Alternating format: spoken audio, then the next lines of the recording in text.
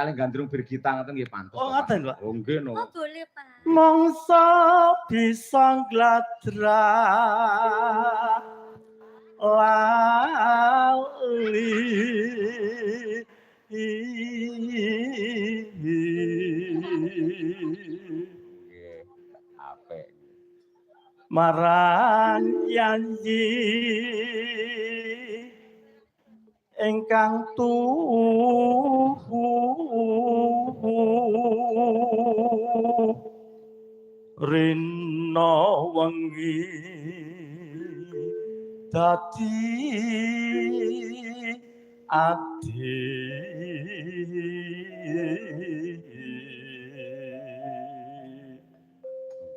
SMA Negeri 1 Sukoharjo.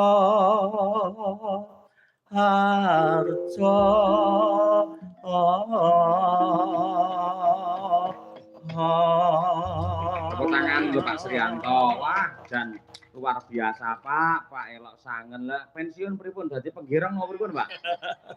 Ajeng daftar ke Pak. Ah nggih hiburan Pak. Nggih. Tapi luar biasa Pak. Napa? Sone horep. Ora Kalau pas teng desa jangan suluk. Pas temu di Gendeng-gendeng tok gogrok. Melorot kabeh. nggih. Kari suarane apa sing mari gogrok kuwi ayo nggih. Tipe luar biasa. Nggih. Jadi yo ketoke cilik kok banter men. Apik men lho kan. Nggih. Saestu gamelane luar biasa, Pak. Weng. Pak Harmani. Benjang yoso gamelan ngangatan nggih. Ngoten. Nggih. Ati tok putik. Oh, nek SMA mriki lak pun kagungan gamelan to. Nggih ning alit-alit ya, Pak. Oh, mboten napa-napa, sing penting suarane spektakuler, Nggih, Pak. sampun sae lumayan, Pak. Nggih. Wong adik-adik wau siswa do nabut teng mriki nggih sangat luar biasa, Pak. Gugur gunung. Ayo. Kaget nonton, Pak. Kok gamelan disenggol ngono banter men ngoten mriki. Mboten kok disenggol, disawangi muni dhewe kok. Oh, ngoten.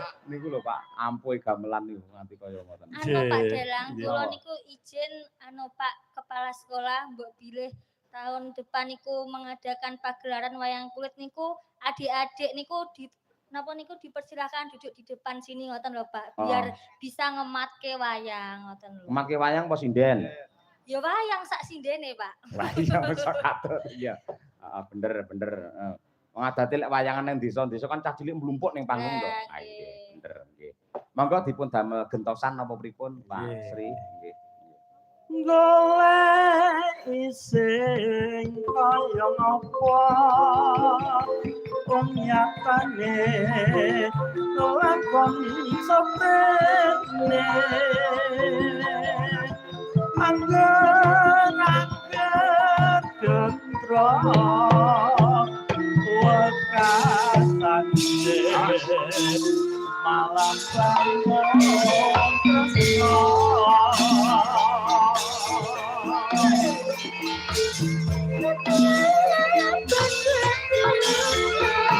ayo pondok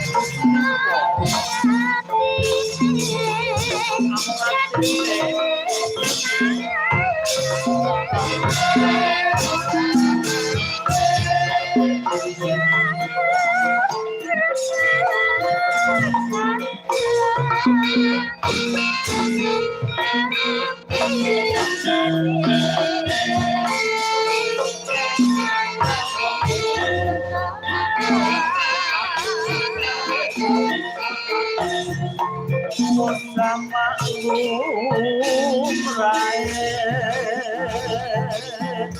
yang wangure sopolan